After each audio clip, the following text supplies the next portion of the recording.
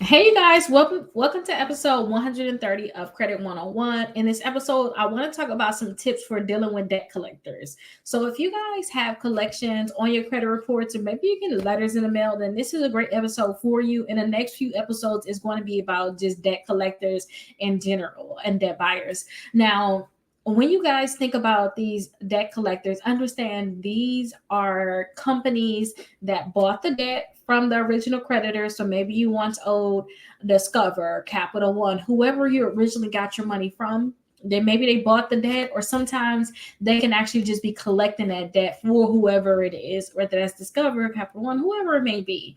Okay, so there's certain laws around this. So I want to talk about a few tips with dealing with these companies. So first, I want you guys to understand that they do not care about you. They don't care why you came late or anything like that. All they care about is when you're going to pay. And that's being honest.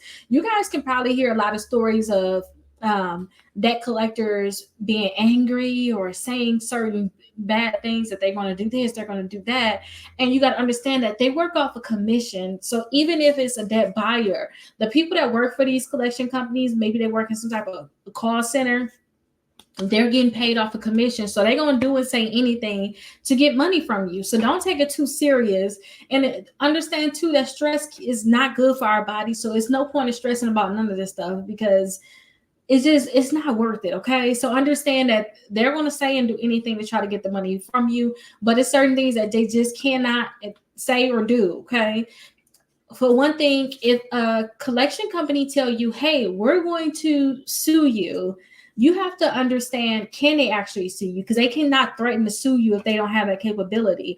You have to find out if they actually own that debt. Before you think about saying you're going to actually sue me, do you actually own my debt? Do you have proof that you own my debt? And also to not only see if they own the debt, see if you're outside the statute of limitations. I told you guys previously, I made a lot of live videos about statute of limitations. Even the previous videos, I talked about this too. Statute of limitations is a certain amount of time that companies have to collect on a debt in terms of suing you. They can actually collect, they can continue to collect on it, but they cannot sue you for whatever money you owe. So I told you guys in Wisconsin, it's 6 years. So they have 6 years.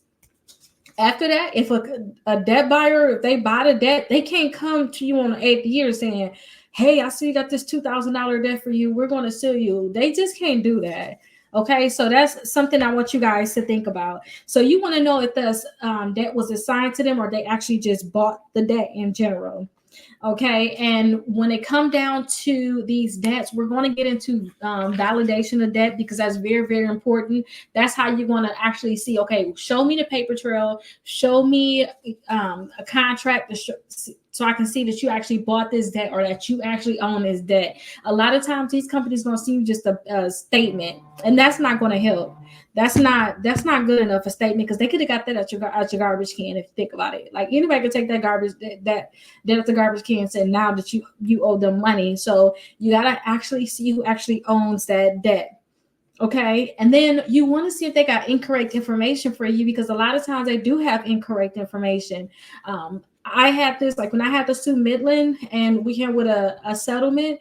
So I really suggest you guys sue these companies, because I was scared, but I did it and we settled, which is good.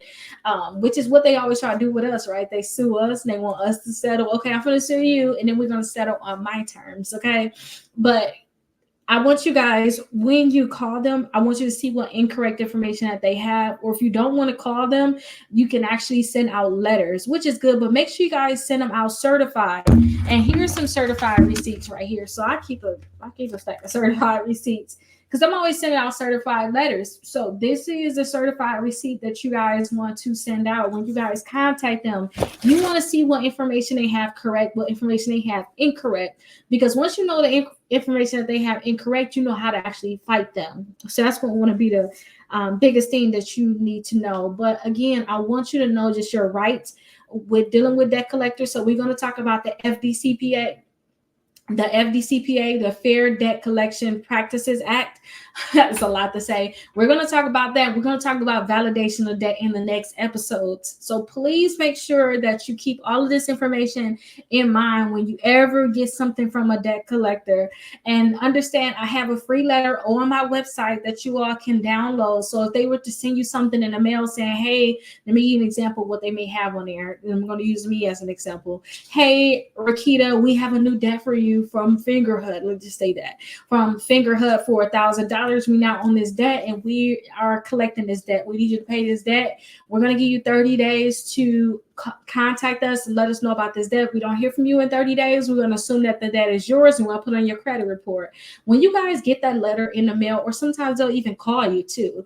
If they call you or mail you that letter, then I suggest that you guys send that validation of debt letter that's for free on my website.